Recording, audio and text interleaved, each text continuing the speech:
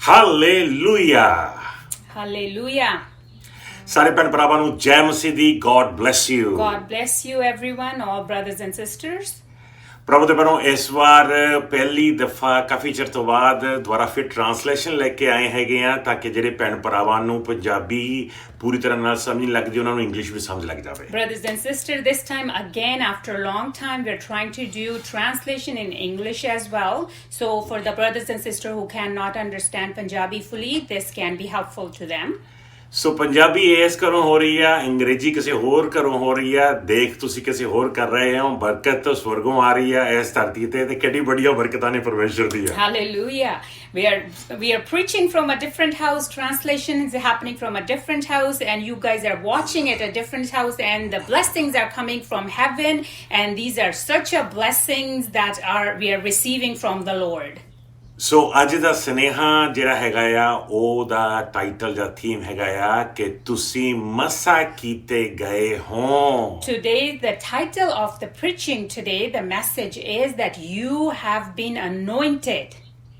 ਸੋ ਆਓ ਸਿੱਧਾ ਪਰਮੇਸ਼ਰ ਦੇ ਵਚਨ ਵਿੱਚ ਆਵਾਂਗੇ ਪੜਾਂਗੇ ਆਪਾਂ ਪਹਿਲਾ ਯਹੋਨਾ ਚੈਪਟਰ 2 ਵਰਸ 27 ਪੜਾਂਗੇ ਪੰਜਾਬੀ ਦੇ ਵਿੱਚ And we're going to read book of John, chapter 2, verse 20. ਜਿੱਥੋਂ ਤੱਕ ਤੁਹਾਡਾ ਪ੍ਰਸ਼ਨ ਹੈ ਤੁਹਾਡਾ ਅਭਿਸ਼ੇਕ ਮਸੀਹ ਨੇ ਆਪਣੀ ਪਵਿੱਤਰ ਆਤਮਾ ਦੁਆਰਾ ਆਪ ਕੀਤਾ ਹੈ ਇਸ ਲਈ ਜੇਕਰ ਤੁਸੀਂ ਇਸ ਅਨੁਸਾਰ ਚੱਲਦੇ ਹੋ ਤਾਂ ਤੁਹਾਨੂੰ ਲੋੜ ਨਹੀਂ ਹੈ ਕਿ ਕੋਈ ਤੁਹਾਨੂੰ ਸਿੱਖਿਆ ਦੇਵੇ ਉਸ ਦੁਆਰਾ ਮਿਲਿਆ ਪਵਿੱਤਰ ਆਤਮਾ ਹੀ ਤੁਹਾਨੂੰ ਸਭ ਚੀਜ਼ਾਂ ਦੇ ਬਾਰੇ ਸਿੱਖਿਆ ਦਿੰਦਾ ਹੈ ਅਤੇ ਜੋ ਕੁਝ ਉਹ ਸਿਖਾਉਂਦਾ ਹੈ ਉਹ ਬਿਲਕੁਲ ਸੱਚ ਹੈ ਝੂਠ ਨਹੀਂ ਇਸ ਲਈ ਪਵਿੱਤਰ ਆਤਮਾ ਦੀਆਂ ਸਿੱਖਿਆਵਾਂ ਅਨੁਸਾਰ ਚੱਲੋ ਅਤੇ ਮਸੀਹ ਦੀ ਸੰਗਤ ਵਿੱਚ ਰਹੋ ਹਾਲੇਲੂਇਆ ਤੁਸੀਂ ਮਸਾ ਕੀਤੇ ਗਏ ਹੋ You have been anointed. ਹੁਣ ਪ੍ਰਭੂ ਦੇ ਬਾਰੇ ਤੁਸੀਂ ਸੋਚਿਆ ਹੋਵੇਗਾ ਵੀ ਹਾਂ ਵੀ ਪੁਰਾਣੇ ਨੇਮ ਦੇ ਵਿੱਚ ਜਿਹੜੇ ਸੇਵਕ ਸੀਗੇ ਉਹ ਮਸਾ ਕੀਤੇ ਗਏ ਸੀਗੇ ਜਾਂ ਨਵੇਂ ਨੇਮ ਦੇ ਜਿਹੜੇ ਸੇਵਕ ਸੀਗੇ ਉਹ ਮਸਾ ਕੀਤੇ ਗਏ ਸੀਗੇ ਲੇਕਿਨ ਤੁਹਾਨੂੰ ਪਤਾ ਹੈ ਕਿ ਤੁਸੀਂ ਵੀ ਮਸਾ ਕੀਤੇ ਗਏ ਹੋ Brothers and sisters, maybe you are thinking that the people in the Old Testament has been anointed or people in the New Testament has been anointed, but do you know that you have been anointed as well? ਮੈਂ ਦੱਸਣਾ ਚਾਹਨਾ ਹੈਗਾ ਕਿ ਪੁਰਾਣੇ ਨੇਮ ਦੇ ਵਿੱਚ ਮਸਾ ਕੀਤੇ ਗਏ ਹੋਏ ਦਾ ਕੀ ਮਤਲਬ ਹੈਗਾ I want to tell you in the Old Testament, what does it really mean, the anointed person in the Old Testament? ਜਦੋਂ ਚਰਵਾਹਾ ਭੇਡਾਂ ਨੂੰ ਮਸਾ ਕਰਦਾ ਸੀ ਤੇ ਉਹ ਭੇਡਾਂ ਦੇ ਸਿਰ ਤੇ ਤੇਲ ਝੱਸਦਾ ਸੀਗਾ ਤੇ ਉਹ ਜਿਹੜਾ ਤੇਲ ਸੀਗਾ ਉਹ ਭੇਡਾਂ ਨੂੰ ਪ੍ਰੋਟੈਕਟ ਕਰਕੇ ਰੱਖਦਾ ਸੀਗਾ ਵੀ ਵੱਖਰੇ ਵੱਖਰੇ ਤਰੀਕੇ ਦੇ ਇਨਸੈਕਟਸ ਆ ਕੇ ਉਹਨਾਂ ਭੇਡਾਂ ਨੂੰ ਟੱਚ ਨਾ ਕਰ ਸਕਣ ਬਲਕਿ ਉਹਨਾਂ ਭੇਡਾਂ ਦੇ ਉੱਤੇ ਹੀਲਿੰਗ ਬਣੀ ਰਹੇ In those times, what the shepherd used to do, he used to anoint their sheep with the oil. They used to put the oil all over their heads so they can be protected from different types of insects so they can stay healthy.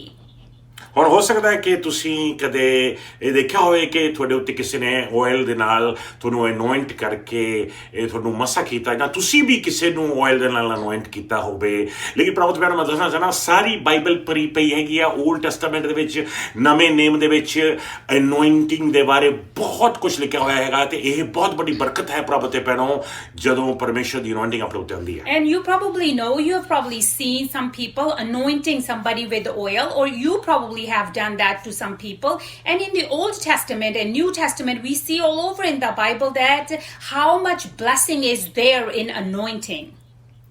ਪਹਿਲੇ ਰਾਜੇ ਦੇ 19ਵੇਂ chapter ਦੇ 16ਵੇਂ ਵਰਸ ਦੇ ਵਿੱਚ Bible ਵਿੱਚ ਲਿਖਿਆ ਹੋਇਆ ਹੈਗਾ ਆ ਕਿ ਜਿਹੜਾ ਪ੍ਰੋਫੈਟ ਏਲਾਈਜਾ ਸੀਗਾ ਪਰਮੇਸ਼ਰ ਨੇ ਪ੍ਰੋਫੈਟ ਏਲਾਈਜਾ ਨੂੰ ਆਖਿਆ ਸੀਗਾ ਕਿ ਏਲਾਈਸ਼ਾ ਨੂੰ ਤੇਲ ਦੇ ਨਾਲ ਮਸਾ ਕਰ ਤਾਂ ਕਿ ਮੇਰਾ ਮਸਾ ਉਹਦੇ ਉੱਤੇ ਆ ਸਕੇ ਆਪਾਂ ਪੰਜਾਬੀ ਬਾਈਬਲ ਵਿੱਚ ਪੜਾਂਗੇ And we see in the Old Testament that Elijah anointed Elisha so that anointing can come over Elisha. We will read it in the Bible.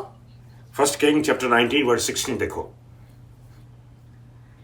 ਨਿਮਸ਼ੀ ਦੇ ਪੁੱਤਰ ਯੇਹੂ ਦਾ ਅਭਿਸ਼ੇਕ ਇਜ਼ਰਾਈਲ ਦਾ ਰਾਜਾ ਹੋਣ ਲਈ ਕਰ ਅਤੇ ਆਬੇਲ ਮੋਹਲਾ ਨਿਵਾਸੀ ਸ਼ਾਫਾਟ ਦੇ ਪੁੱਤਰ ਅਲੀਸ਼ਾ ਦਾ ਅਭਿਸ਼ੇਕ ਆਪਣੀ ਥਾਂ ਨਬੀ ਹੋਣ ਦੇ ਲਈ ਕਰ ਤੁਸੀਂ ਦੇਖਿਆ ਪਰਮੇਸ਼ਰ ਨੇ ਪ੍ਰੋਫੈਟ ਨੂੰ ਆਖਿਆ ਕਿ ਦੂਸਰੇ ਪ੍ਰੋਫੈਟ ਨੂੰ ਅਨੋਇੰਟ ਕੀਤਾ ਜਾਵੇ ਤੇਲ ਦੇ ਨਾਲ ਤਾਂ ਕਿ ਮਸਾ ਉਹਨਾਂ ਉੱਤੇ ਆ ਜਾਵੇ ਸਿਰਫ ਆਹੀ ਨਹੀਂ ਬਲਕਿ ਪਰਮੇਸ਼ਰ ਦਾ ਵਚਨ ਕਹਿੰਦਾ ਹੈ ਕਿ ਜਿਹੜੇ ਪ੍ਰੋਹਿਤ ਹੋਏ ਸੀਗੇ ਪਰਮੇਸ਼ਰ ਨੇ ਮੂਸਾ ਨੂੰ ਆਖਿਆ ਸੀਗਾ ਕਿ ਇੱਕ ਪ੍ਰੋਹਿਤ ਨੂੰ ਵੀ ਅਨੋਇੰਟ ਕਰ ਪੜਾਂਗੇ ਬਾਈਬਲ ਦੇ ਵਿੱਚ ਆਪਾਂ ਐਕਸੋਡਸ ਚੈਪਟਰ 40 ਵਰਸ 13 ਦੇ ਵਿੱਚ ਲਿਖਿਆ ਹੋਇਆ ਹੈਗਾ ਆ ਕਿ ਪਰਮੇਸ਼ਰ ਨੇ ਮੂਸਾ ਨੂੰ ਕਿਹਾ ਸੀ ਵੀ ਆਰੂਨ ਨੂੰ ਤੂੰ ਮਸਾ ਕਰ ਤੇਲ ਦੇ ਨਾਲ And in the Old Testament, we see the prophets used to anoint the other prophets so the anointing can be transferred, the anointing can be over them.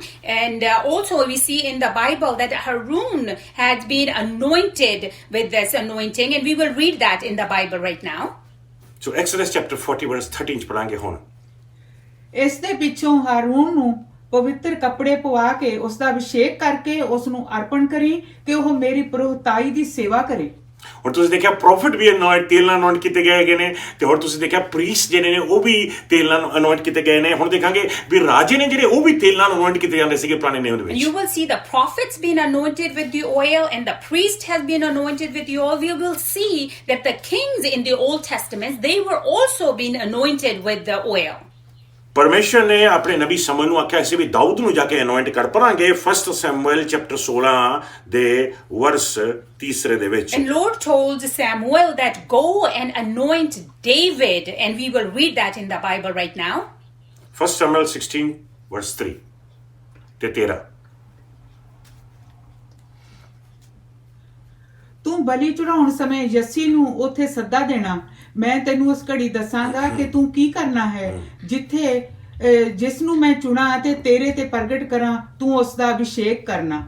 13 Samuel ਨੇ ਤੁਰੰਤ ਆਪਣੀ ਜੈਤੂਨ ਦੇ ਤੇਲ ਦੀ ਕੁੱਪੀ ਲਈ ਅਤੇ ਯੱਸੀ ਦੇ ਸਭ ਤੋਂ ਛੋਟੇ ਪੁੱਤਰ ਦਾਊਦ ਦਾ ਅਭਿਸ਼ੇਕ ਉਸ ਦੇ ਭਰਾਵਾਂ ਦੇ ਸਾਹਮਣੇ ਕੀਤਾ। ਪ੍ਰਭੂ ਦਾ ਆਤਮਾ ਤੁਰੰਤ ਪੂਰੀ ਸ਼ਕਤੀ ਨਾਲ ਦਾਊਦ ਉੱਤੇ ਉਤਰ ਆਇਆ ਅਤੇ ਉਸ ਦਿਨ ਤੋਂ ਉਹ ਉਸ ਦੇ ਨਾਲ ਰਿਹਾ। ਇਹ ਕੰਮ ਕਰਕੇ ਸਮੂਏਲ ਉਥੋਂ ਰਾਮਾਹ ਨੂੰ ਚਲਾ ਗਿਆ।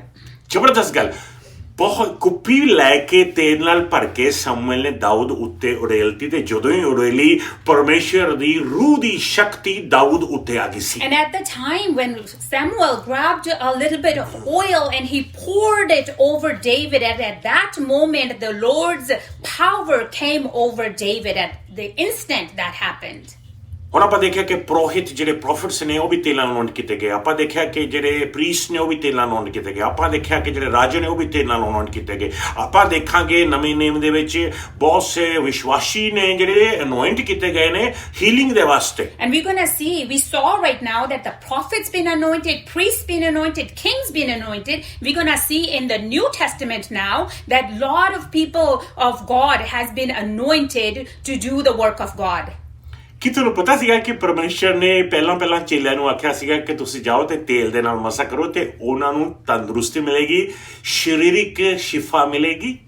And do you know that Lord told their disciples that go and anoint those people, they will receive healing.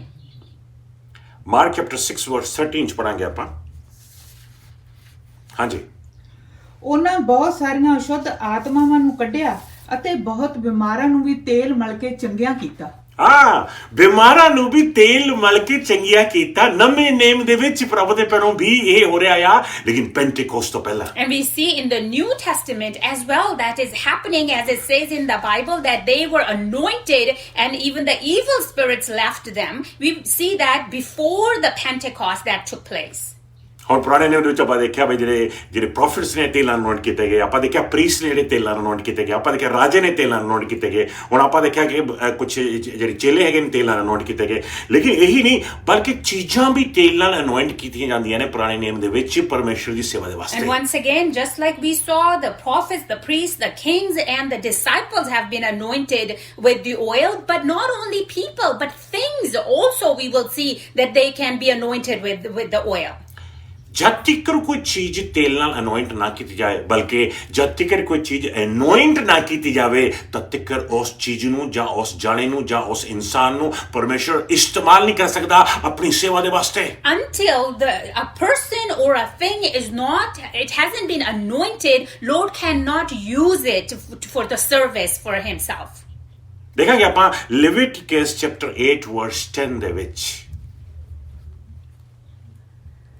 ਤਦ ਮੂਸਾ ਨੇ ਅਭਿਸ਼ੇਕ ਦਾ ਤੇਲ ਲੈ ਕੇ ਪਵਿੱਤਰ ਤੰਬੂ ਨੂੰ ਅਤੇ ਉਸ ਵਿਚਲੀਆਂ ਸਭ ਚੀਜ਼ਾਂ ਨੂੰ ਅਰਪਿਤ ਕੀਤਾ।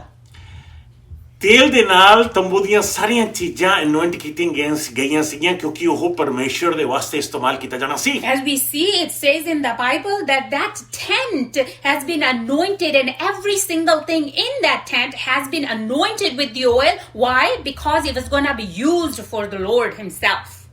ਹੁਣ ਪ੍ਰਭੂ ਤੇ ਭੈਣੋ ਇਸ ਮਸਾ ਦਾ ਇੱਕ ਪਰਪਸ ਹੈ, ਇੱਕ ਕਾਰਨ ਹੈ ਕਿ ਪਰਮੇਸ਼ਰ ਕਾਹਤੋਂ ਅਨੋਇੰਟ ਕਰਦਾ ਆ। ਉਹਦੇ ਪਿੱਛੇ ਇੱਕ ਪਰਪਸ ਹੈ, ਉਹਦੇ ਪਿੱਛੇ ਇੱਕ ਕੰਮ ਹੈ ਜੋ ਪਰਮੇਸ਼ਰ ਲੈਣਾ ਚਾਹੁੰਦਾ ਹੈ। And now we need to understand and we need to know that there is a purpose behind this anointing, that why he wants to anoint us, because he wants to use us. There is a purpose behind it, and we're going to know that now.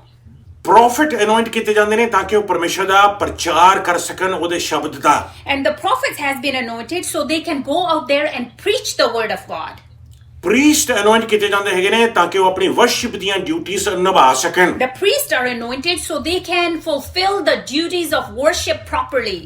ਰਾਜੇ ਅਨੋਇੰਟ ਕੀਤੇ ਜਾਂਦੇ ਸੀਗੇ ਤਾਂ ਕਿ ਉਹ ਆਪਣੀ ਪ੍ਰਜਾ ਦੇ ਉੱਤੇ ਰੂਲ ਕਰ ਸਕਣ। And the kings were anointed in those days so they can be nicely take care of all the people of their kingdom. ਲੋਕ ਅਨੋਇੰਟ ਕੀਤੇ ਜਾਂਦੇ ਸੀ, ਵਿਸ਼ਵਾਸੀ ਅਨੋਇੰਟ ਕੀਤੇ ਜਾਂਦੇ ਸੀ ਤਾਂ ਕਿ ਉਹ ਹੀਲਿੰਗ ਲੈ ਕੇ ਆ ਸਕਣ ਲੋਕਾਂ ਦੇ ਉੱਤੇ। And the people in those days, the disciples were anointed so they can bring healing on the people. ਚੀਜ਼ਾਂ ਅਨੋਇੰਟ ਕੀਤੀਆਂ ਜਾਂਦੀਆਂ ਸੀਗੀਆਂ ਤਾਂ ਕਿ ਉਹ ਚੀਜ਼ਾਂ ਪਰਮੇਸ਼ਰ ਦੇ ਵਾਸਤੇ ਇਸਤੇਮਾਲ ਕੀਤੀਆਂ ਜਾ ਸਕਣ। And the things were being anointed so they can be used for God's glory. ਪ੍ਰਭੂ ਤੇ ਭੈਣੋ ਇੱਥੋਂ ਤੀਕਰ ਕਿ ਪ੍ਰਭੂ ਯਿਸੂ ਮਸੀਹ ਨੂੰ ਵੀ ਪਵਿੱਤਰ ਆਤਮਾ ਨੇ ਅਭਿਸ਼ੇਕ ਕੀਤਾ ਤਾਂ ਕਿ ਪ੍ਰਭੂ ਯਿਸੂ ਮਸੀਹ ਆਪਣੀ ਸੇਵਾ ਅਨੋਇੰਟਿੰਗ ਦੇ ਵਿੱਚ ਸ਼ੁਰੂ ਕਰ ਸਕਣ ਤੇ ਪਰਮੇਸ਼ਰ ਦੀ ਮਹਿਮਾ ਲੈ ਕੇ ਆ ਸਕਣ। And we see even Lord Jesus was being anointed with the Holy Spirit so he can start his ministry in the Holy Spirit.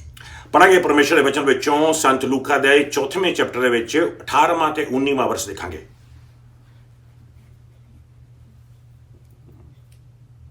ਹਾਂਜੀ।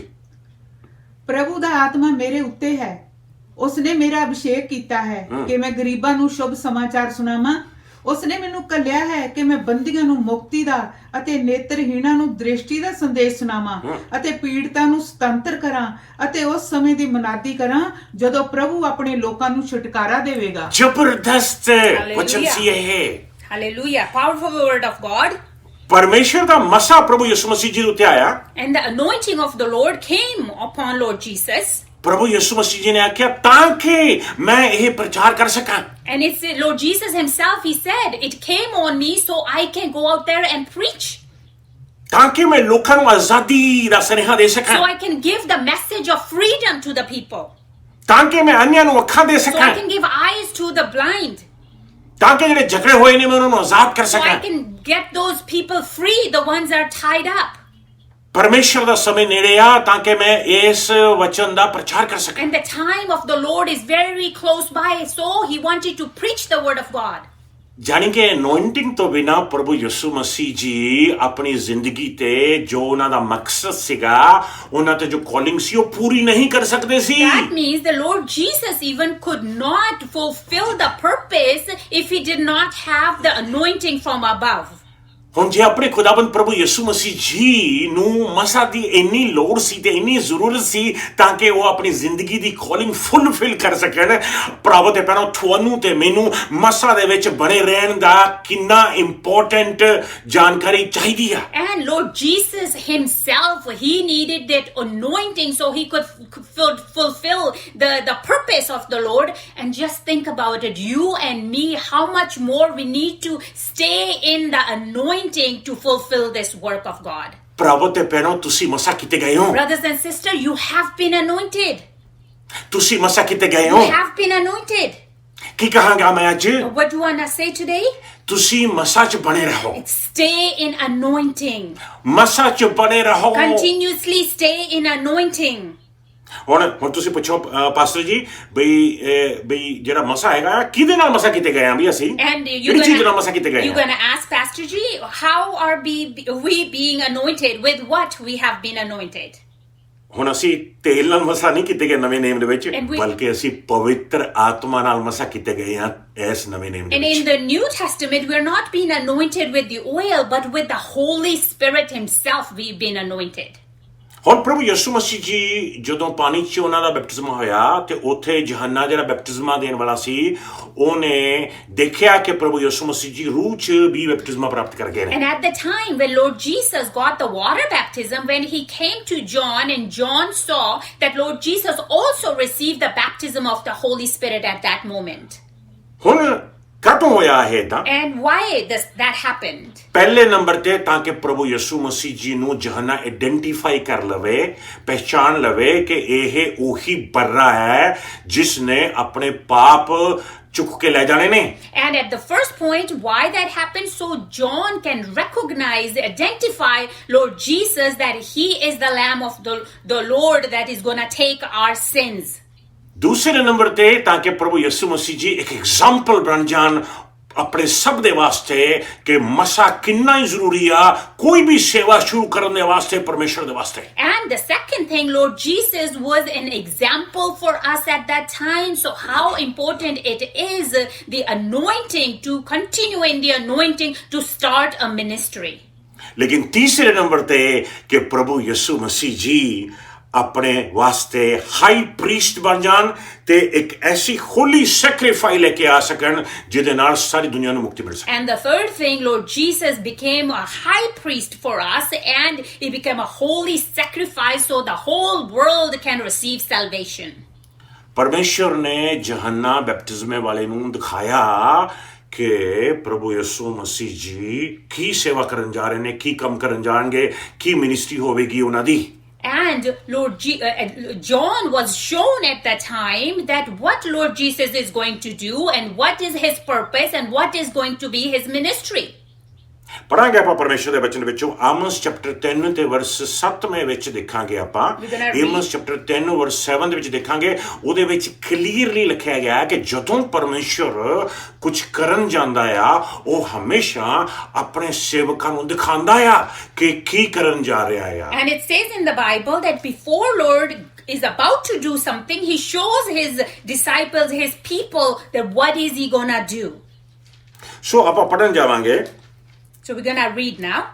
Amos ਦੀ ਤੀਸਰੇ ਚੈਪਟਰ ਦੇ 7ਵੇਂ ਵਰਸ ਦੇ ਵਿੱਚ ਆਪਾਂ ਦੇਖਾਂਗੇ। Amos chapter 3 verse 7. ਇਹ ਬੜੀ ਜ਼ਬਰਦਸਤ ਗੱਲ ਆ ਭਰਾਵਾਂ ਤੇ ਭੈਣੋ, ਕਿਉਂਕਿ ਪਰਮੇਸ਼ਰ ਜੋ ਕੁਝ ਵੀ ਕਰਦਾ ਆ ਹਮੇਸ਼ਾ ਕਰਨ ਤੋਂ ਪਹਿਲਾਂ ਆਪਣੇ ਸੇਵਕਾਂ ਨੂੰ ਦਿਖਾ ਦਿੰਦਾ ਹੈ, ਦੱਸ ਦਿੰਦਾ ਆ ਕਿ ਮੈਂ ਕੀ ਕਰਨ ਜਾ ਰਿਹਾ ਹਾਂ। And it's so important, brothers and sisters, Lord, before he's about to do something in the lives of their servants, he shows us what is he about to do. ਨਵੇਂ ਨੇਮ ਦੇ ਵਿੱਚ ਵੀ ਪਰਮੇਸ਼ਰ ਆਪਣੇ ਚੇਲਿਆਂ ਨੂੰ, ਆਪਣੇ ਪਾਸਟਰਸ ਨੂੰ ਜਾਂ ਟੀਚਰਸ ਨੂੰ ਜਾਂ ਅਪੋਸਟਲਸ ਨੂੰ ਦਿਖਾ ਦਿੰਦਾ ਆ ਜੇ ਕੋਈ ਸੇਵਾ ਪਰਮੇਸ਼ਰ ਲੈਣਾ ਚਾਹੁੰਦੇ ਨੇ ਕਿਸੇ ਭੈਣ ਭਰਾ ਤੋਂ ਤੇ ਉਹ ਉਹਨਾਂ ਤੇ ਅਨੋਇੰਟ ਕਰਕੇ ਉਹਨਾਂ ਨੂੰ ਭੇਜਦੇ ਨੇ ਉਸ ਖਾਸ ਕੰਮ ਦੇ ਵਾਸਤੇ। And even in the new time nowadays, on pastors, on leaders, on teachers, Lord shows them if there's any purpose on anyone else, that Lord shows them, so there is a purpose on so and so brothers and sisters' lives. ਆਓ ਪੜੀਏ। Let's read it. Amos chapter 3 verse 7.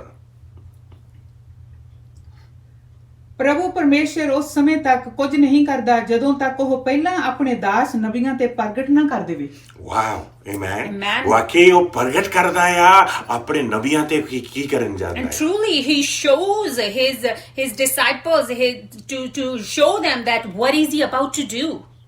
ਹੁਣ ਪਰਮੇਸ਼ਰ ਜਦੋਂ ਕਿਸੇ ਦੀ ਕਿਸੂਸ ਤੋਂ ਸੇਵਾ ਲੈਂਦਾ ਆ ਉਹ ਸੇਵਾ ਤੋਂ ਪਹਿਲਾਂ ਪਰਮੇਸ਼ਰ ਉਹਨੂੰ ਅਨੋਇੰਟ ਕਰਦਾ ਆ। ਪੜਾਂਗੇ ਪਰਮੇਸ਼ਰ ਦੇ ਵਚਨ ਦੇ ਵਿੱਚ ਕਿ ਕਲੀਅਰ ਲਿਖਿਆ ਕਿ ਕਿਸੇ ਨੂੰ ਅਨੋਇੰਟ ਕਰੇ ਤੋਂ ਬਿਨਾ ਉਹ ਤੋਂ ਸੇਵਾ ਨਹੀਂ ਲੈ ਸਕਦਾ। And we're going to read it that Lord, before he wants to use someone for their service, he's going to anoint them. Without anointing somebody, he doesn't use them. Exodus chapter 29 verse 1 ਦੇਖਾਂਗੇ। ਹਾਂਜੀ।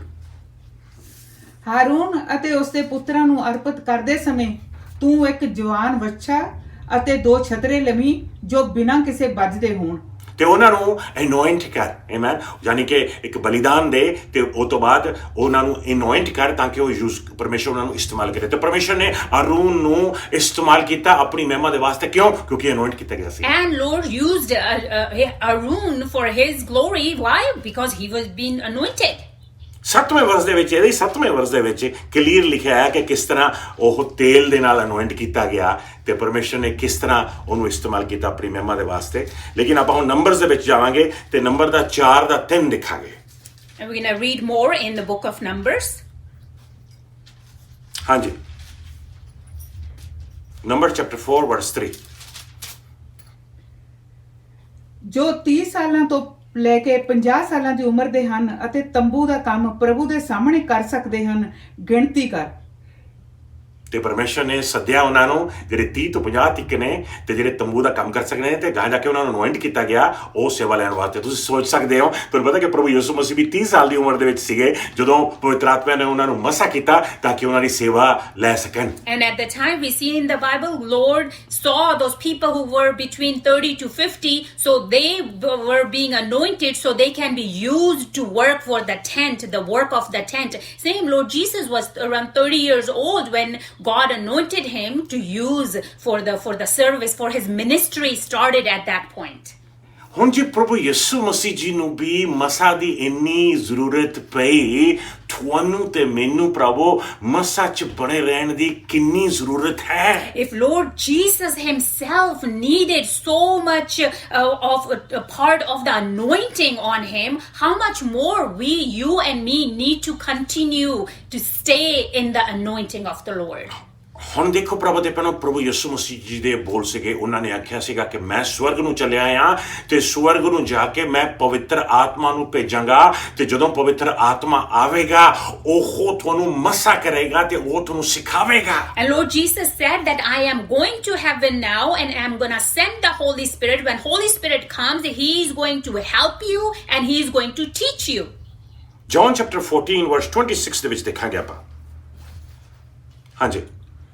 ਪਰ ਫਿਰ ਮਦਦਗਾਰ ਅਰਥਾਤ ਪਵਿੱਤਰ ਆਤਮਾ ਜਿਸ ਨੂੰ ਪਿਤਾ ਮੇਰੇ ਨਾਂ ਉੱਤੇ ਘੱਲੇਗਾ ਉਹ ਤੁਹਾਨੂੰ ਇਹ ਸਾਰੀਆਂ ਗੱਲਾਂ ਸਿਖਾਵੇਗਾ ਅਤੇ ਇਹ ਸਭ ਜੋ ਕੁਝ ਮੈਂ ਤੁਹਾਨੂੰ ਕਿਹਾ ਹੈ ਯਾਦ ਕਰਵਾਵੇਗਾ। ਪ੍ਰਭੂ ਦੇ ਪਹਿਲਾ ਯਹੋਨਾ ਚੈਪਟਰ 2 ਵਰਸ 27 ਦੇ ਵਿੱਚ ਜਿਹੜਾ ਆਪਾਂ ਪੜ੍ਹ ਕੇ ਗਏ ਆ, ਸਭ ਤੋਂ ਪਹਿਲਾ ਵਰਸ ਪੜ੍ਹਿਆ ਸੀਗਾ, ਉਹਦੇ ਵਿੱਚ ਇਹ ਗੱਲ ਕਲੀਅਰਲੀ ਹੋ ਜਾਂਦੀ ਆ, ਲਿਖਿਆ ਹੈ ਕਿ ਤੁਸੀਂ ਉਸ ਦੇ ਵਿੱਚ ਬਣੇ ਰਹੋ। ਕਿਹਦੀ ਗੱਲ ਹੋ ਰਹੀ ਆ? ਇਹ ਪਵਿੱਤਰ ਆਤਮਾ ਦੀ ਗੱਲ ਹੋ ਰਹੀ ਆ। ਸੋ ਪਵਿੱਤਰ ਆਤਮਾ ਖੁਦ ਸਾਡੇ ਵਾਸਤੇ ਮਸਾ ਹੈ। And as we read earlier in the book of John, that this says that he's gonna send and he's gonna help us. But who are they talking about? They're talking about the Holy Spirit himself. The Holy Spirit is the one who comes and anoints us because it's anointing himself. ਇੱਕ ਵਾਰ ਫਿਰ ਦੇਖਾਂਗੇ ਆਪਾਂ ਪਹਿਲਾ ਯਹੋਨਾ chapter 2 ਵਰਸ 27 ਦੇ ਵਿੱਚ ਕੀ ਲਿਖਿਆ ਹੈ। Clearly ਦੇਖੋ ਇੱਥੇ ਕਿਹਦੀ ਗੱਲ ਹੁੰਦੀ ਆ, ਇੱਥੇ ਮਸਾ ਦੀ ਗੱਲ ਹੁੰਦੀ ਆ ਤੇ ਇੱਥੇ ਪਵਿੱਤਰ ਆਤਮਾ ਦੀ ਗੱਲ ਹੁੰਦੀ ਆ। We're gonna read that book again. ਜੀ। ਜਿੱਥੋਂ ਤੱਕ ਤੁਹਾਡਾ ਪ੍ਰਸ਼ਨ ਹੈ, ਤੁਹਾਡਾ ਅਭਿਸ਼ੇਕ ਮਸੀਹ ਨੇ ਆਪਣੀ ਪਵਿੱਤਰ ਆਤਮਾ ਦੁਆਰਾ ਆਪ ਕੀਤਾ ਹੈ। ਇਸ ਲਈ ਜੇਕਰ ਤੁਸੀਂ ਇਸ ਅਨੁਸਾਰ ਚੱਲਦੇ ਹੋ ਤਾਂ ਤੁਹਾਨੂੰ ਲੋੜ ਨਹੀਂ ਹੈ ਕਿ ਕੋਈ ਤੁਹਾਨੂੰ ਸਿੱਖਿਆ ਦੇਵੇ। ਉਸ ਦੁਆਰਾ ਮਿਲਿਆ ਪਵਿੱਤਰ ਆਤਮਾ ਹੀ ਤੁਹਾਨੂੰ ਸਭ ਚੀਜ਼ਾਂ ਦੇ ਬਾਰੇ ਸਿੱਖਿਆ ਦਿੰਦਾ ਹੈ ਅਤੇ ਜੋ ਕੁਝ ਉਹ ਸਿਖਾਉਂਦਾ ਹੈ ਉਹ ਬਿਲਕੁਲ ਸੱਚ ਹੈ, ਝੂਠ ਨਹੀਂ। ਇਸ ਲਈ ਪਵਿੱਤਰ ਆਤਮਾ ਦੀਆਂ ਸਿੱਖਿਆਵਾਂ ਅਨੁਸਾਰ ਚੱਲੋ ਅਤੇ ਮਸੀਹ ਦੀ ਸੰਗਤ ਵਿੱਚ ਰਹੋ। ਹਾਲੇਲੂਇਆ। ਆਮੇਨ। ਇੰਗਲਿਸ਼ ਵਿੱਚ ਜਾ ਕੇ ਲਿਖਿਆ ਹੈਗਾ ਆ, ਕਹਿੰਦਾ ਆ ਬਈ ਰਿਮੇਨ ਇਨ ਹਿਮ, ਉਹਦੇ ਵਿੱਚ ਬਣੇ ਰਹੋ। ਰਿਮੇਨ ਇਨ ਹਿਮ ਲਿਖਿਆ ਹੈ। And it says in the English Bible that remain in him means you stay in him, stay ਹਿਮ ਦੀ ਗੱਲ ਹੋ continuously. ਰਹੀ ਆ, ਇੱਥੇ ਪਰਸਨ ਦੀ ਗੱਲ ਹੋ ਰਹੀ ਹੈ, ਯਾਨੀ ਕਿ ਪਵਿੱਤਰ ਆਤਮਾ 'ਚ ਬਣੇ ਰਹੋ ਕਿਉਂਕਿ ਪਵਿੱਤਰ ਆਤਮਾ ਹੀ ਮਸਾ ਹੈ ਆਪਣੇ ਸਾਰਿਆਂ ਦੇ ਵਾਸਤੇ। And when you're talking about him, they're talking about the Holy Spirit because Holy Spirit is the anointing for all of us. ਹੁਣ ਜੇ ਤੁਸੀਂ ਇਸ ਭਰਾਵੋ ਤੇ ਪਹਿਲਾਂ ਸਵਾਲ ਹੋਵੇ ਤੁਹਾਡਾ ਕਿ ਪਾਸਟਰ ਜੀ ਸਾਨੂੰ ਇਹ ਮਸਾ ਕਿੱਦਾਂ ਮਿਲ ਸਕਦਾ ਹੈ, ਮੈਂ ਤੁਹਾਨੂੰ ਕਲੀਅਰਲੀ ਦੱਸਣਾ ਚਾਹਨਾ ਹੈਗਾ ਮਸਾ ਸਵੀਕਾਰ ਕਰਨ ਵਾਸਤੇ ਤੁਹਾਨੂੰ ਕੀ ਕਰਨਾ ਚਾਹੀਦਾ। And if that's your question today, you're going to ask me, how can we receive the anointing? So what can we do? I am going to tell you today. ਮਸਾ ਸਵੀਕਾਰ ਕਰਨ ਦੇ ਵਾਸਤੇ ਤੁਸੀਂ ਆਪਣਾ ਦਿਲ ਖੋਲ ਕੇ ਯਿਸੂ ਮਸੀਹ ਨੂੰ ਆਪਣਾ ਮੁਕਤੀ ਦਾਤਾ ਸਵੀਕਾਰ ਕਰੋ ਤੇ ਤੁਹਾਡੀ ਰੂਹ ਦੇ ਵਿੱਚ ਪਵਿੱਤਰ ਆਤਮਾ ਆ ਜਾਵੇਗਾ, ਪਵਿੱਤਰ ਮਸਾ ਆ ਜਾਵੇਗਾ ਤੇ ਤੁਸੀਂ ਨਵਾਂ ਜਨਮ ਪ੍ਰਾਪਤ ਕਰੋਗੇ ਤੇ ਪਵਿੱਤਰ ਆਤਮਾ ਤੁਹਾਡੇ ਵਿੱਚ ਬਸੇਗਾ ਉਦੋਂ ਤੋਂ ਲੈ ਕੇ ਪ੍ਰਭੂ ਤੇ ਪੈਣਾ। To receive the anointing, all you need to do is open your heart and receive Lord Jesus Christ as your Savior, and at that time the Holy Spirit will come in your heart, and from that day onwards the anointing will be in you. ਹਾਂ, ਜੇ ਤੁਸੀਂ ਹੁਣ ਰੂਹ ਦਾ ਬੈਪਟਿਜ਼ਮ ਪ੍ਰਾਪਤ ਕਰ ਲਓ, ਤੁਸੀਂ ਰੂਹ ਦੇ ਵਿੱਚ ਭਰ ਜਾਵੋ, ਉਹਦੀ ਹਜ਼ੂਰੀ 'ਚ ਭਰ ਜਾਵੋ, ਦੂਸਰੀਆਂ ਬੋਲੀਆਂ ਬੋਲਣ ਲੱਗ ਜਾਓ, ਪੈਂਟੇਕੋਸਟ ਦਾ ਐਕਸਪੀਰੀਅੰਸ ਕਰ ਲਓ, ਇਹ ਬਹੁਤ ਹੀ ਵੱਡੀ ਬਰਕਤ ਆ ਕਿਉਂਕਿ ਇਹ ਮਸਾ ਹੋਰ ਵੀ ਜ਼ਿਆਦਾ ਫਲੋ ਹੋਏਗਾ ਤੁਹਾਡੀ ਜ਼ਿੰਦਗੀ ਦੇ ਵਿੱਚ। And yes, of course, if you receive the baptism of the Holy Spirit, you are speaking in the other tongues and you are being blessed that way, then that's even bigger blessing because the anointing will flow even more strongly from your life.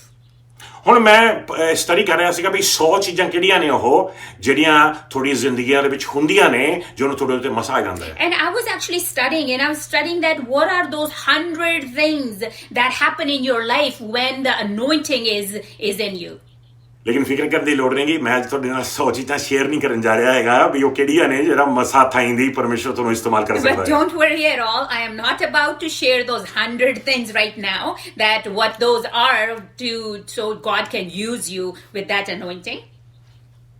ਪਰ 50 ਚੀਜ਼ਾਂ ਉਹ ਕਿਹੜੀਆਂ ਨੇ ਪਰ ਜਿਹੜੀਆਂ ਮੈਂ ਤੁਹਾਡੇ ਨਾਲ ਸ਼ੇਅਰ ਕਰ ਸਕਦਾ ਲੇਕਿਨ 50 ਵੀ ਨਹੀਂ ਕਰਾਂਗਾ ਮੈਂ ਤੁਹਾਡੇ ਨਾਲ 30 ਵੀ ਨਹੀਂ ਕਰਾਂਗਾ ਵੀ ਮੈਂ ਸਿਰਫ ਤੁਹਾਡੇ ਨਾਲ 10 ਚੀਜ਼ਾਂ ਸ਼ੇਅਰ ਕਰਾਂਗਾ ਵੀ ਉਹ ਕਿਹੜੀਆਂ ਨੇ 10 ਚੀਜ਼ਾਂ ਜਿਹੜੀਆਂ ਤੁਹਾਡੀ ਜ਼ਿੰਦਗੀ ਦੀ ਹੁੰਦੀਆਂ ਨੇ ਜਦੋਂ ਪਵਿੱਤਰ ਆਤਮਾ ਦਾ ਮਸਾ ਤੁਹਾਡੇ ਉੱਤੇ ਆ ਜਾਂਦਾ Not 50, not 40, not 30, but I am going to share 10 things with you. But what are those 10 things that happen that you do when the anointing is upon you?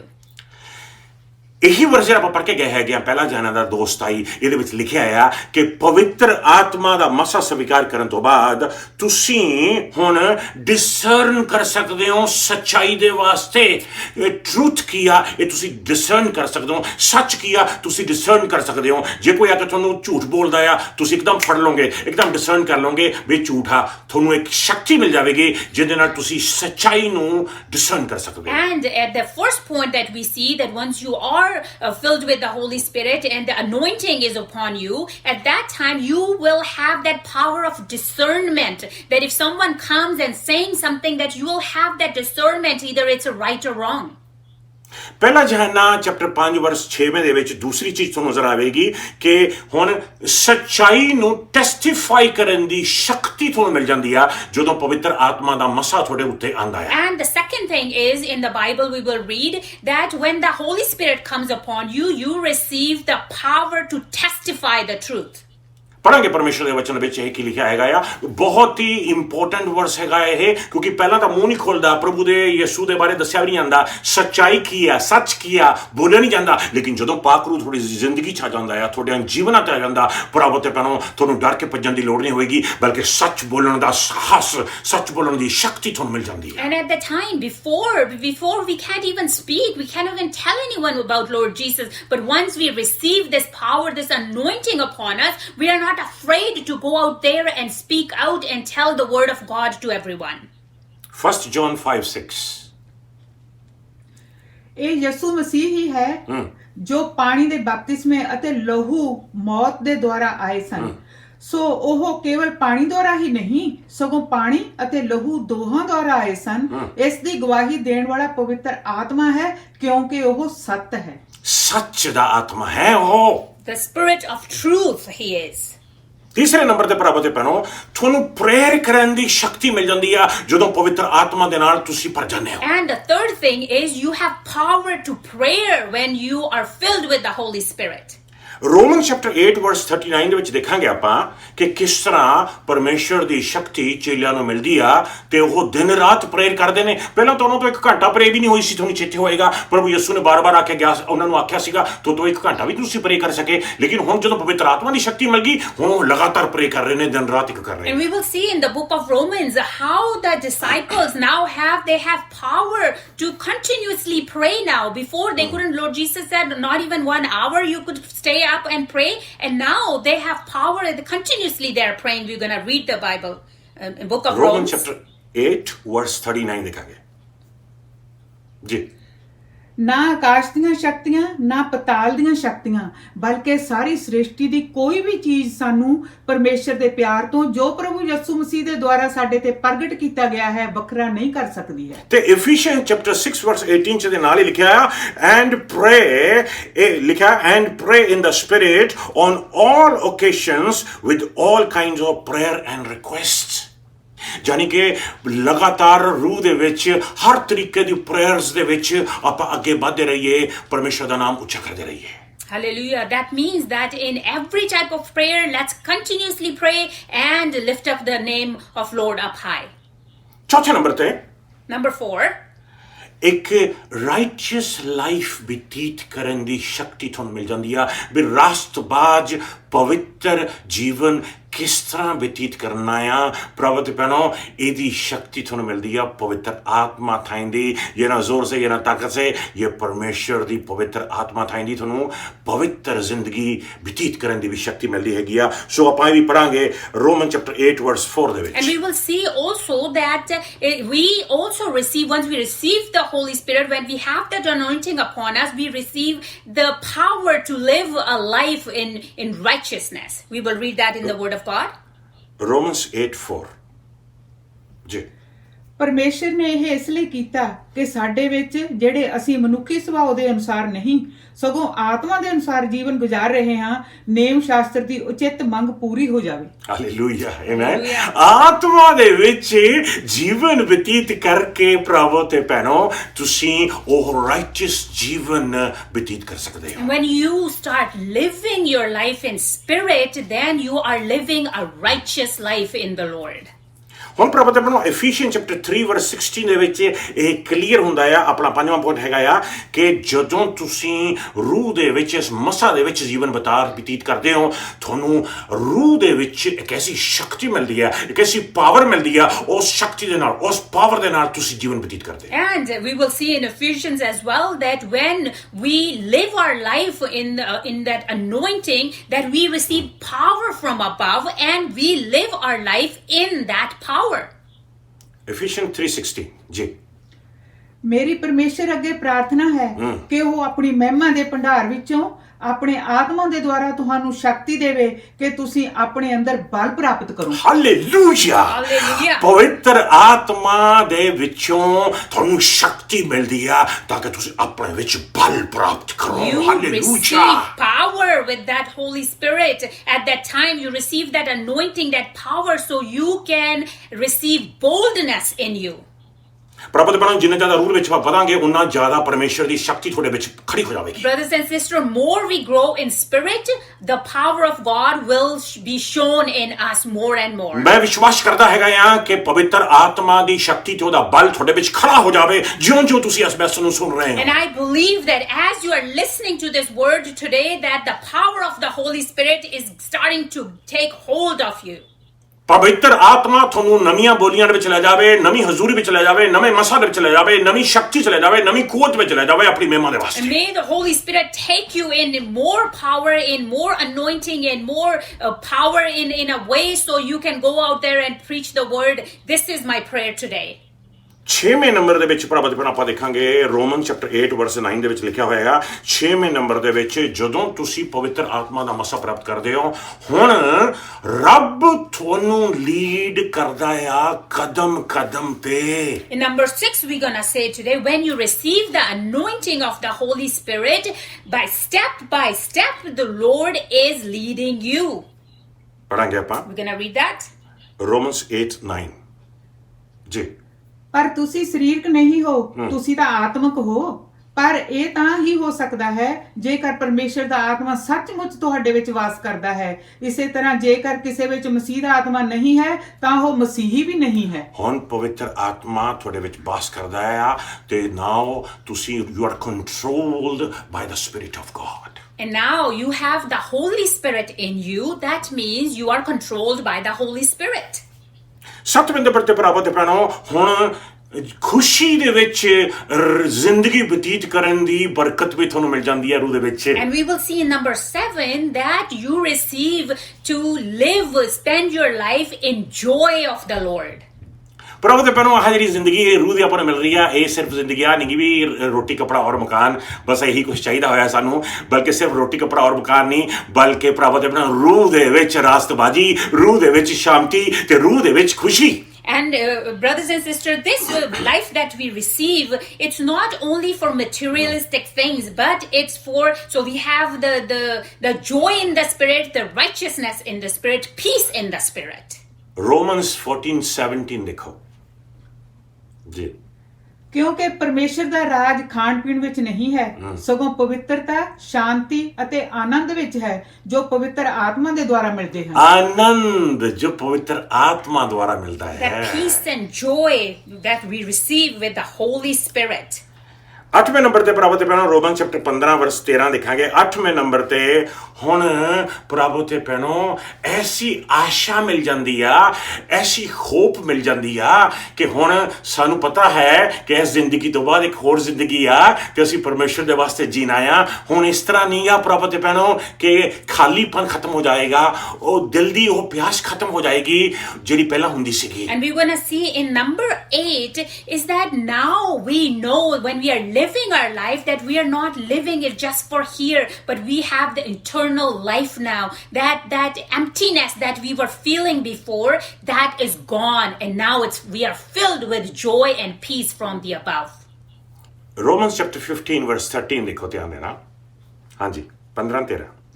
ਪਰਮੇਸ਼ਰ ਜੋ ਆਸਾ ਦਾ ਸੋਮਾ ਹੈ ਤੁਹਾਨੂੰ ਉਸ ਵਿਸ਼ਵਾਸ ਦੇ ਦੁਆਰਾ ਸਭ ਤਰ੍ਹਾਂ ਦੇ ਆਨੰਦ ਅਤੇ ਸ਼ਾਂਤੀ ਨਾਲ ਭਰਪੂਰ ਕਰੇ ਤਾਂ ਜੋ ਤੁਹਾਡੀ ਆਸ਼ਾ ਪਵਿੱਤਰ ਆਤਮਾ ਦੀ ਸ਼ਕਤੀ ਦੁਆਰਾ ਹੋਰ ਵੱਧਦੀ ਜਾਵੇ। ਤੁਹਾਡੀ ਆਸ਼ਾ ਪਵਿੱਤਰ ਆਤਮਾ ਦੀ ਸ਼ਕਤੀ ਦੇ ਨਾਲ ਹੋਰ ਵੱਧਦੀ ਜਾਵੇ, ਯਾਨੀ ਕਿ ਤੁਹਾਡੀ ਆਸ਼ਾ ਤਕੜੀ ਹੁੰਦੀ ਰਹੇਗੀ ਦਿਨੋਂ ਦਿਨ ਪ੍ਰਭੂ ਤੇ ਭੈਣੋ। That means that your hope will start getting stronger and stronger day by day with the power of the Holy Spirit.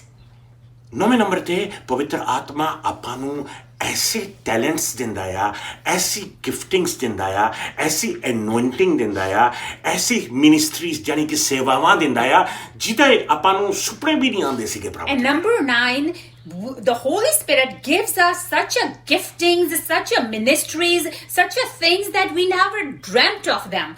Those are the things we receive. ਮੈਂ ਦੇਖ ਰਿਹਾ ਹਾਂ ਕਿ ਇਹਨਾਂ ਦਿਨਾਂ ਵਿੱਚ ਕਈਆਂ ਨੂੰ ਗਾਣ ਦੇ ਗਿਫਟ ਮਿਲ ਰਹੇ ਨੇ, ਟੈਲੈਂਟਸ ਮਿਲ ਰਹੇ ਨੇ, ਉਹਨਾਂ ਦੇ ਉੱਪਰ ਕੇ ਉੱਤੇ ਆ ਰਹੇ ਨੇ, ਕਈਆਂ ਨੂੰ ਵਜਾਉਣ ਦੇ, ਕਈਆਂ ਨੂੰ ਪ੍ਰਚਾਰ ਕਰਨ ਦੇ, ਕਈਆਂ ਨੂੰ ਟੈਸਟਮਨੀ ਸ਼ੇਅਰ ਕਰਨ ਦੇ, ਕਈਆਂ ਨੂੰ ਪਰਮੇਸ਼ਰ ਦਾ ਵਚਨ ਸਾਂਝਾ ਕਰਨ ਦੇ ਵੱਖਰੇ ਗਿਫਟ ਜਿਹੜੇ ਹੈਗੇ ਨੇ, ਟੈਲੈਂਟਸ ਜਿਹੜੇ ਹੈਗੇ ਨੇ ਲੋਕਾਂ ਨੂੰ ਮਿਲ ਰਹੇ ਹੈਗੇ ਨੇ। I actually see in these days especially that people are receiving such a talent. Some people of singing, some people of playing instruments, some of giving testimonies or praying or preaching the word of God. All different types of talents are coming forward in these days especially. ਅੱਜ ਇੱਕ ਭਾਈ ਨੇ ਮੈਨੂੰ ਇੱਕ ਛੋਟਾ ਜਿਹਾ ਸੁਨੇਹਾ ਭੇਜਿਆ, video ਭੇਜਿਆ ਜਿਹਦੇ ਵਿੱਚ ਉਹਨਾਂ ਦੇ ਹੱਥਾਂ ਦੇ ਉੱਤੇ ਤੇਲ ਨਿਕਲਿਆ ਆਇਆ ਸੀਗਾ ਤੇ ਪਵਿੱਤਰ ਆਤਮਾ ਨੇ ਮੈਨੂੰ ਇੱਕਦਮ ਦਿਖਾਇਆ ਕਿ ਉਹਨੂੰ ਕਿਹਾ ਕਿ ਪਰਮੇਸ਼ਰ ਤੁਹਾਡੇ ਹੱਥਾਂ ਨੂੰ ਇਸਤੇਮਾਲ ਕਰੇਗਾ ਹੀਲਿੰਗ ਦੇ ਵਾਸਤੇ। ਇਸ ਤਰ੍ਹਾਂ ਹੀ ਪਰਮੇਸ਼ਰ ਹੀਲਿੰਗ ਲਈ ਕਿਸੇ ਨੂੰ ਯੂਜ਼ ਕਰ ਰਿਹਾ ਆ, ਮਿਰਕਲਸ ਲਈ ਕਿਸੇ ਨੂੰ ਯੂਜ਼ ਕਰ ਰਿਹਾ ਆ, ਫੇਥ ਲਈ ਕਿਸੇ ਨੂੰ ਯੂਜ਼ ਕਰ ਰਿਹਾ ਹੈਗਾ ਆ, ਵੱਡੇ ਚਮਤਕਾਰ ਕਰਨ ਲਈ ਕਿਸੇ ਨੂੰ ਯੂਜ਼ ਕਰ ਰਿਹਾ ਆ। ਸੋ ਇਹ ਪਵਿੱਤਰ ਆਤਮਾ ਦੇ ਗਿਫਟਸ ਨੇ। ਕਈਆਂ ਦੀ ਆਵਾਜ਼ ਨੂੰ ਪਰਮੇਸ਼ਰ ਮਸਾ ਕਰ ਰਿਹਾ ਹੈ ਤਾਂ ਕਿ ਜਦੋਂ ਉਹ ਗਾਣਾ ਅਨੋਇੰਟਿੰਗ ਦੇ ਵਿੱਚ ਗਾ ਸਕਣ। ਇਹ ਸਭ ਰੂਹ ਦੇ ਕੰਮ ਨੇ। And today I saw somebody send me actually a little video that I saw an oil, and they said they're receiving oil on their hands. So I prayed for them that Lord is going to be using your hands to pray upon other people's, and other peoples are receiving the blessings and giftings of singing and of so many other giftings. Lord is going to be using you all in these days because we are filled with the Holy Spirit. 1 Corinthians chapter 12 verse 4 ਦੇ ਵਿੱਚ ਦੇਖੋ ਪ੍ਰਭੂ ਤੇ ਭੈਣੋ ਜੀ। ਆਤਮਿਕ ਦਾਤਾਂ ਤਾਂ ਤਰ੍ਹਾਂ ਦੀਆਂ ਹੁੰਦੀਆਂ ਹਨ ਪਰ ਉਹਨਾਂ ਨੂੰ ਦੇਣ ਵਾਲਾ ਆਤਮਾ ਇੱਕ ਹੀ ਹੈ। ਹਾਲੇਲੂਇਆ। ਇੱਕੋ ਹੀ ਆਤਮਾ ਵੱਖਰੀਆਂ ਦਾਤਾਂ ਲੋਕਾਂ ਨੂੰ ਦੇ ਰਿਹਾ ਹੈ। It's the same spirit, but it's the different people are receiving different talents and giftings, but it's the same spirit who is giving it all. 10ਵੇਂ ਨੰਬਰ ਤੇ ਪ੍ਰਭੂ ਤੇ ਭੈਣੋ ਗਲਾਤੀਆਂ ਦਾ 5ਵਾਂ ਚੈਪਟਰ ਉਹਦਾ 22ਵੇਂ ਵਰਸ ਦੇ ਵਿੱਚ ਲਿਖਿਆ ਆ, ਕਲੀਅਰਲੀ ਲਿਖਿਆ ਆ। ਆਓ ਪੜਾਂਗੇ ਪਰਮੇਸ਼ਰ ਦੇ ਵਚਨ ਦੇ ਵਿੱਚ ਆਪਾਂ ਕਿ ਗਲਾਤੀਆਂ ਦਾ 5ਵੇਂ ਦਾ 22ਵਾਂ ਜਿਹਦੇ ਵਿੱਚ ਪਵਿੱਤਰ ਆਤਮਾ ਦੇ ਫਲਾਂ ਦੇ ਬਾਰੇ ਲਿਖਿਆ ਆ ਕਿ ਪਵਿੱਤਰ ਆਤਮਾ ਦਾ ਜਿਹੜਾ ਫਲ ਹੈਗਾ ਆ ਉਹ ਪਿਆਰ ਹੈ।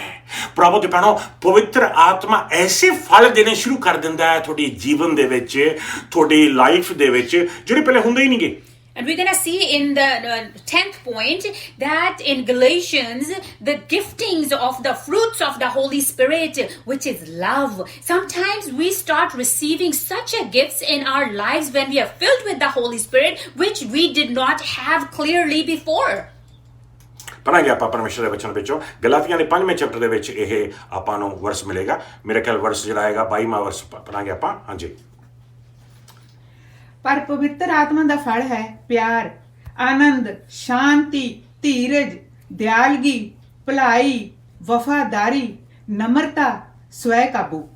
ਇਹੋ ਜਿਹੇ ਕੰਮਾਂ ਦੇ ਵਿਰੁੱਧ ਕੋਈ ਵਿਵਸਥਾ ਨਹੀਂ ਹੈ। ਹਾਲੇਲੂਇਆ। ਇਹ ਰੂਹ ਦੇ ਕੰਮਾਂ ਦੇ ਖਿਲਾਫ ਜਾਂ ਵਿਰੁੱਧ ਕੋਈ ਵਿਵਸਥਾ ਨਹੀਂ ਚੱਲਦੀ। Hallelujah. There is no law against these things, that they are things of the Spirit. ਸੋ ਪ੍ਰਭੂ ਦੇ ਮੈਨੂੰ ਇਹੀ ਮਸਾ ਆ ਜਿਹੜਾ ਸਾਡੇ ਮਨ ਨੂੰ ਖੋਲਦਾ ਆ, ਜਿਹੜਾ ਸਾਨੂੰ ਟੀਚ ਕਰਦਾ ਹੈ, ਜਿਹੜਾ ਸਾਨੂੰ ਗਾਈਡ ਕਰਦਾ ਹੈ, ਜਿਹੜਾ ਸਾਨੂੰ ਬੁਲਾਉਂਦਾ ਹੈ, ਜਿਹੜਾ ਸਾਨੂੰ ਸ਼ਕਤੀ ਦਿੰਦਾ ਆ, ਜਿਹੜਾ ਸਾਨੂੰ ਤਿਆਰ ਕਰਦਾ ਆ ਤਾਂ ਕਿ ਆਪਾਂ ਸਟਰੋਂਗ ਕ੍ਰਿਸਚੀਅਨ ਬਣ ਜਾਈਏ। ਤੇ ਇਹੀ ਮਸਾ ਆ ਜਿਹਦੇ ਨਾਲ ਅਸੀਂ ਪ੍ਰਭੂ ਯਿਸੂ ਮਸੀਹ ਦਾ ਨਾਮ ਉੱਚਾ ਕਰਦੇ ਆ, ਜਿਹਦੇ ਨਾਲ ਚਰਚ ਦਾ ਵਾਧਾ ਹੁੰਦਾ ਆ, ਚਰਚ ਨੂੰ ਰੂਹਾਨੀ ਗਰੋਥ ਮਿਲਦੀ ਆ ਤੇ ਜਿਹਦੇ ਨਾਲ ਜਾਨਾਂ ਬਚਾਈਆਂ ਜਾਂਦੀਆਂ। And brothers and sisters, this is that anointing that when we receive it, we keep on growing more and more, and in the church even more people receive the name of the Lord Jesus as their Savior, and God use us mightily. This is the anointing that is being used to do all these things. ਪਵਿੱਤਰ ਆਤਮਾ ਇਹ ਹਜ਼ੂਰੀ ਨੂੰ ਆਪਣੇ ਵਿੱਚ ਲੈ ਕੇ ਆਉਂਦਾ ਆ, ਲੇਕਿਨ ਜਿਉਂ-ਜਿਉਂ ਆਪਾਂ ਪਰਮੇਸ਼ਰ ਦੇ ਵਚਨ 'ਚ ਵੱਧਦੇ ਆ ਤੇ ਰੂਹ ਦੇ ਵਿੱਚ ਦੁਆ ਕਰਦੇ ਆ, ਤਿਉਂ-ਤਿਉਂ ਇਹ ਹਜ਼ੂਰੀ ਆਪਣੇ ਅੰਦਰੋਂ ਨਿਕਲ ਕੇ ਆਪਣੇ ਉੱਤੇ ਡਿੱਗਦੀ ਆ, ਜਿਹਨੂੰ ਮਸਾ ਦਾ ਨਾਮ ਦਿੱਤਾ ਜਾਂਦਾ ਆ। ਤੇ ਜਦੋਂ ਪਵਿੱਤਰ ਆਤਮਾ ਆਪਣੇ ਉੱਤੇ ਆ ਜਾਂਦਾ ਆ, ਉਦੋਂ ਪਰਮੇਸ਼ਰ ਇਸਤੇਮਾਲ ਕਰਦਾ ਆ ਆਪਣੀ ਮਹਿਮਾ ਦੇ ਵਾਸਤੇ, ਆਪਣੇ ਜਲਾਲ ਦੇ ਵਾਸਤੇ, ਆਪਣੀ ਵਡਿਆਈ ਦੇ ਵਾਸਤੇ। This is the anointing that we receive. When we receive this anointing, and this the Holy Spirit is in us, and while we read the Word of God and we are praying and we are doing all those things, then that anointing that comes over us, and that's when Lord start using us mightily for His glory. ਤੁਸੀਂ You ਅਨੋਇੰਟ ਕੀਤੇ ਗਏ ਹੋ you have been anointed ਕਿਉਂਕਿ ਤੁਸੀਂ ਯਿਸੂ ਨੂੰ ਆਪਣੇ ਦਿਲ ਵਿੱਚ ਸੱਦਿਆ ਤੇ ਪਵਿੱਤਰ ਆਤਮਾ ਤੁਹਾਡੇ ਦਿਲ ਵਿੱਚ ਆ ਗਿਆ ਹੈ। because you have invited Lord Jesus in your heart, and Holy Spirit is abiding in your heart. ਪ੍ਰਭੂ ਤੇ ਭੈਣੋ ਏਡੀ ਵੱਡੀ ਬਰਕਤ ਦੇ ਵਾਸਤੇ Brothers and sisters, such a big blessing. ਪ੍ਰਭੂ ਦਾ ਧੰਨਵਾਦ ਕਰੀਏ। We have to give thanks to the Lord for such a ਚੇਤੇ blessing. ਰੱਖੋ, Remember, ਯਾਦ ਰੱਖੋ, remember, ਭੁੱਲੋ ਨਾ। remember always, never, ਤੁਸੀਂ don't ਤੇ ਤੁਹਾਡਾ forget. ਜੀਵਨ ਜਦੋਂ ਤੁਸੀਂ ਜਨਮ ਲਿਆ ਆ, ਤੁਸੀਂ ਜਨਮ ਲਿਆ ਹੈ, ਉਸ ਜਨਮ ਦੇ ਉੱਤੇ, ਉਸ ਜੀਵਨ ਦੇ ਉੱਤੇ ਇੱਕ ਮਕਸਦ ਹੈ, ਇੱਕ ਪਰਮੇਸ਼ਰ ਦੀ ਪਲਾਨ ਹੈ। ਉਹ ਪਲਾਨ ਰੱਬ ਦੀ ਪਲਾਨ ਰੱਬ ਦੇ ਮਸਾ ਨਾਲ ਹੀ ਪੂਰੀ ਕੀਤੀ ਜਾ ਸਕਦੀ ਹੈ। Always remember, don't forget, when you were born on this earth, there's a plan and a purpose on your life, and that plan and purpose can only be fulfilled with that anointing of the Holy Spirit. ਜਿੰਨਾ ਜ਼ਿਆਦਾ ਤੁਸੀਂ ਮਸਾ 'ਚ ਰਹੋਗੇ ਤੇ ਮਸਾ 'ਚ ਬਣੇ ਰਹੋਗੇ। More and more you will be in the anointing, and continuously you will be in the anointing. ਓਨਾ ਹੀ ਜ਼ਿਆਦਾ ਡਿਵਾਈਨ ਪਲਾਨ ਤੁਹਾਡੇ ਜ਼ਿੰਦਗੀ 'ਚ ਪੂਰੀ ਹੋਵੇਗੀ। So once you stay in the anointing, that's when that divine plan that the Lord has in your life, it will be fulfilled in your life. ਆਓ ਦੁਆ ਕਰੀਏ। Let's pray. ਮੈਂ ਪੰਜਾਬੀ 'ਚ ਦੁਆ ਕਰਾਂਗਾ, Hallelujah. I'm gonna pray in Punjabi, ਤੁਸੀਂ ਆਪਣੀ ਆਪਣੀ ਬੋਲੀਆਂ 'ਚ ਦੁਆ ਕਰੋ। and you all pray in your own languages. Hallelujah. ਪਰਮੇਸ਼ਰ ਪਿਤਾ ਯਿਸੂ ਮਸੀਹ ਦੇ ਨਾਮ ਦੇ ਵਿੱਚ ਮੈਂ ਬੇਨਤੀ ਕਰਦਾ ਹਾਂ ਸਾਰੇ ਭੈਣ ਭਰਾਵਾਂ ਦੇ ਲਈ ਜਿਨ੍ਹਾਂ ਨੇ ਅੱਜ ਦਾ ਸੁਨੇਹਾ ਸੁਣਿਆ। ਮੇਰੀ ਦੁਆ ਹੈ ਪਰਮੇਸ਼ਰ ਪਿਤਾ ਕਿ ਇਹ ਹਜ਼ੂਰੀ, ਇਹ ਮਸਾ, ਇਹ ਭਰਪੂਰੀ ਜਿਹੜੀ ਤੁਸੀਂ ਦਿੱਤੀ ਹੈ ਸਾਡੇ ਭੈਣ ਭਰਾਵਾਂ ਦੇ ਉੱਤੇ, ਸਾਡੇ ਭੈਣ ਭਰਾਵਾਂ ਦੇ ਲਈ ਮੈਂ ਤੁਹਾਡੀ ਬਰਕਤ ਚਾਹੁੰਦਾ ਹਾਂ ਤਾਂ ਕਿ ਪ੍ਰਭੂ ਜੀ ਐਸ ਹਜ਼ੂਰੀ ਨੂੰ, ਐਸ ਮਸਾ ਨੂੰ, ਐਸ ਪਵਿੱਤਰ ਆਤਮਾ ਨੂੰ ਐਕਨੋਲੇਜ ਕਰ ਸਕਣ, ਉਹਨੂੰ ਸੰਭਾਲ ਕੇ ਰੱਖ ਸਕਣ, ਉਹਨੂੰ ਪ੍ਰੋਟੈਕਟ ਕਰ ਸਕਣ ਤੇ ਉਹਦੇ ਵਿੱਚ ਬਣੇ ਰਹਿਣ। ਮੈਂ ਸ਼ੈਤਾਨ ਦੀ ਹਰ ਸ਼ਕਤੀ ਨੂੰ ਰੱਦ ਸੱਦ ਕਰਦਾ ਹਾਂ, ਉਹਦੇ ਹਰ ਹਮਲੇ ਨੂੰ ਰੱਦ ਸੱਦ ਕਰਦਾ ਹਾਂ। ਜਿਹੜੇ ਵੀ ਜ਼ਿੰਦਗੀ ਦੇ ਉੱਤੇ, ਜਿਹੜੇ ਵੀ ਪਰਿਵਾਰ ਦੇ ਉੱਤੇ, ਜਿਹੜੇ ਵੀ ਭਰਾ ਭੈਣ ਦੇ ਉੱਤੇ ਸ਼ੈਤਾਨ ਕੋਈ ਵੀ ਪਲਾਨ ਲਗਾਉਣਾ ਚਾਹੁੰਦਾ ਆ, ਆਗੂ ਕਰਨਾ ਚਾਹੁੰਦਾ ਆ, ਮੈਂ ਉਹਨੂੰ ਡਿਸਟਰੋਏ ਕਰਦਾ ਆ, ਉਹਨੂੰ ਕੈਂਸਲ ਕਰਦਾ ਆ। ਤੇ ਮੇਰੀ ਬੇਨਤੀ ਆ ਪ੍ਰਭੂ ਜੀ ਕਿ ਤੁਹਾਡੀ ਹਜ਼ੂਰੀ ਦੇ ਵਿੱਚ ਹੀ ਸਾਰੇ ਬਣੇ ਰਹੀਏ ਤੇ ਤੁਹਾਡੀ ਸੇਵਾ ਦੇ ਵਿੱਚ ਅੱਗੇ ਵੱਧਦੇ ਜਾਈਏ ਤਾਂ ਕਿ ਪ੍ਰਭੂ ਯਿਸੂ ਮਸੀਹ ਜੀ ਦਾ ਨਾਮ ਉੱਚਾ ਹੋ ਸਕੇ, ਤਾਂ ਕਿ ਚਰਚ ਨੂੰ ਰੂਹਾਨੀ ਗਰੋਥ ਮਿਲ ਸਕੇ, ਤਾਂ ਕਿ ਜਾਨਾਂ ਬਚਾਈਆਂ ਜਾਣ। ਯਿਸੂ ਮਸੀਹ ਨਾਸਰੀ ਨਾਮ 'ਚ ਮੈਂ ਦੁਆ ਕਰਦਾ ਪ੍ਰਭੂ ਜੀ, ਜੇ ਅੱਜ ਕੋਈ ਬਿਮਾਰ ਹੈਗਾ ਆ, ਮੈਂ ਹਰ ਬਿਮਾਰੀ ਨੂੰ ਵੀ ਤੋੜਦਾ ਆ, ਮੈਂ ਹਰ ਦਰਦ ਨੂੰ ਤੋੜਦਾ ਆ, ਮੈਂ ਹਰ ਤਕਲੀਫ ਨੂੰ ਤੋੜਦਾ ਆ, ਮੈਂ ਹਰ ਬਦਰੂ ਦੇ ਖਿਲਾਫ ਖੜਾ ਹੁੰਦਾ ਆ। ਮੈਂ ਯਿਸੂ ਮਸੀਹ ਦੇ ਨਾਮ ਦੇ ਵਿੱਚ ਸ਼ੈਤਾਨ ਦੀ ਸ਼ਕਤੀ ਨੂੰ ਤੋੜਦਾ ਆ, ਰੱਦ ਸਦ ਕਰਦਾ ਆ, ਡਿਸਟਰੋਏ ਕਰਦਾ ਆ। ਮੇਰੀ ਬੇਨਤੀ ਹੈ ਪ੍ਰਭੂ ਜੀ ਕਿ ਤੁਹਾਡੀ ਹੀਲਿੰਗ, ਤੁਹਾਡਾ ਮਸਾ, ਤੁਹਾਡੀ ਕੁਦਰਤ, ਤੁਹਾਡੀ ਮਿਹਰ ਹਰ ਇੱਕ ਉੱਤੇ ਬਣੀ ਰਹੇ, ਤੇ ਬਾਰ-ਬਾਰ ਤੁਹਾਡੀ ਪਵਿੱਤਰ ਆਤਮਾ ਹਰ ਇੱਕ ਨੂੰ ਇਹ ਯਾਦ ਕਰਾਵੇ ਕਿ ਤੁਸੀਂ ਮਸਾ ਕੀਤੇ ਗਏ ਹੋ ਪਵਿੱਤਰ ਆਤਮਾ ਦੇ ਨਾਲ, ਕਿ ਤੁਸੀਂ ਖਰੀਦੇ ਗਏ ਹੋ ਪ੍ਰਭੂ ਯਿਸੂ ਮਸੀਹ ਦੇ ਪਵਿੱਤਰ ਲਹੂ ਦੇ ਨਾਲ। ਯਿਸੂ ਮਸੀਹ ਦੇ ਨਾਮ ਦੇ ਵਿੱਚ ਮੰਗਦਾ ਹਾਂ, ਆਮੀਨ, Amen. Amen. Amen. Amen. Amen. Hallelujah. ਆਮੀਨ। God bless you. Amen.